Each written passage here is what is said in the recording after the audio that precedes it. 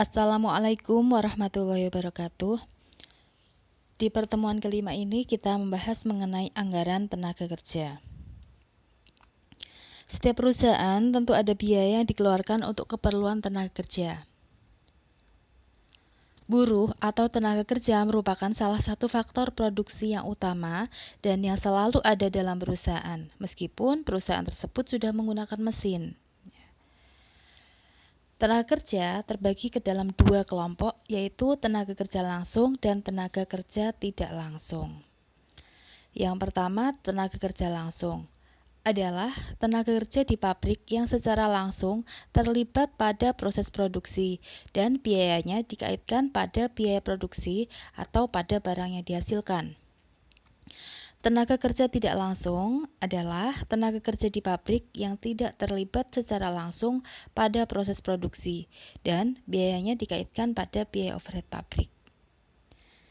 Anggaran tenaga kerja adalah anggaran yang merencanakan secara terperinci tentang upah yang akan dibayarkan kepada tenaga kerja langsung untuk periode yang akan datang.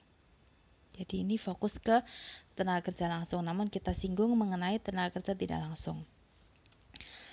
Faktor yang perlu dipertimbangkan dalam menyusun anggaran tenaga kerja, yang pertama, anggaran unit yang harus diproduksi. Yang kedua, standar waktu yang digunakan.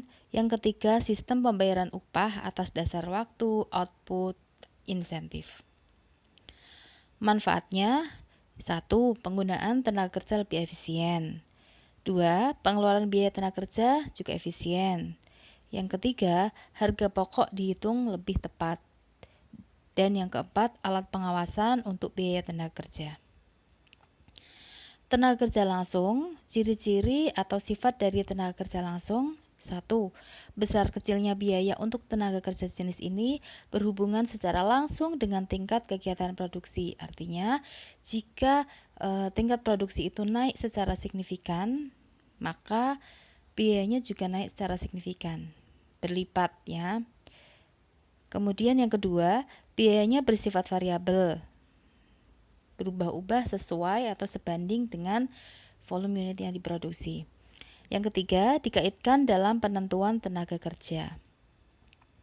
Sedangkan tenaga kerja tidak langsung, ciri-ciri atau sifat tenaga kerja tidak langsung ini adalah 1. Besar kecilnya biaya tidak berhubungan langsung dengan tingkat produksi. Yang kedua, biayanya semi fix atau semi variabel. Jadi naik turunnya itu ada ya, berubah tetapi tidak sebanding atau tidak berlipat-lipat sesuai dengan kelipatannya volume unit produksi. Yang ketiga, tempat bekerja tidak harus selalu di pabrik, tetapi dapat di luar pabrik.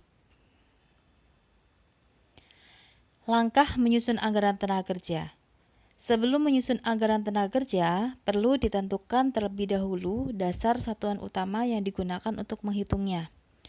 Kerap kali ditemui dalam praktek, yakni satuan hitung atas dasar jam buruh langsung atau direct labor hour atau DLH dan biaya buruh langsung atau direct labor cost DLC. Berikutnya, dalam persiapan penyusunan anggaran ini terlebih dahulu dibuat manning table, yaitu merupakan daftar kebutuhan tenaga kerja yang menjelaskan apa saja. Yang pertama, jenis atau kualifikasi tenaga kerja yang dibutuhkan. Yang kedua, jumlah masing-masing jenis tenaga kerja pada berbagai tingkat kegiatan. Yang ketiga, bagian-bagian yang membutuhkannya.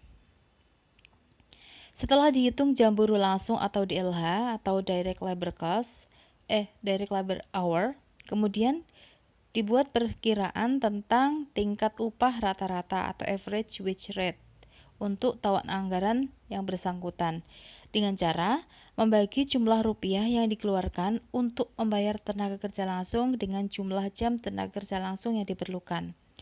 Contohnya, dalam perusahaan, tenaga kerja langsung pada pabrik dapat digolongkan menjadi 3 tingkatan, yaitu golongan 1, golongan 2, dan golongan 3. Perhitungan tingkat upahnya, golongan 1 per jamnya 500, golongan 2 per jamnya 750, golongan 3 per jamnya 1000. Jumlah tenaga kerjanya yang tersedia 50, 20, dan 5. Jumlah DLH-nya, direct labor hour-nya 100.